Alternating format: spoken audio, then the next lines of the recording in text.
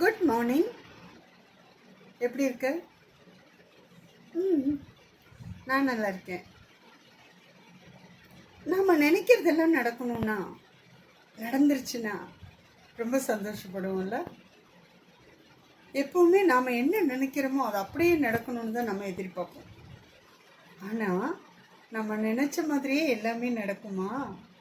நமக்கு மேலே ஒருத்தர் இருக்கார்ல, அவர் நம்ம தலையில் கொட்டி வச்சு நீ ரொம்ப ஆடாத, கொஞ்சம் அடங்கிடு அப்படின்னு சொல்லி ஏதோ ஒரு சில நேரத்தில் அடக்கி வச்சிடறாரு. ஆனாலும் நம்ம மனசுக்குள்ளே நம்ம நினச்சது நடக்கணுன்ற வைராக்கியம் இருந்ததுன்னா, பொறுமையோடு காத்திருந்தா நம்ம நினச்சதெல்லாம் கண்டிப்பாக நடக்கும். நீ அனுபவிச்சிருக்கியா? அதை அனுபவிச்சு பாரு.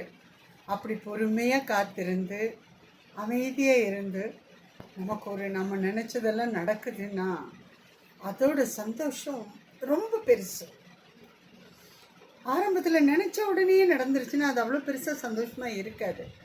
ஆனால் நம்ம கொஞ்சம் காத்திருந்து அதுக்கப்புறம் நமக்கு கிடைக்காத மாதிரி இருந்து திடீர்னு கிடைக்கும்போது இந்த சொல்லுவாங்களே குபீர்னு ஒரு சந்தோஷம், உடம்பு பூரா ரத்தம் பரவுற மாதிரி ஒரு ஃபீல்.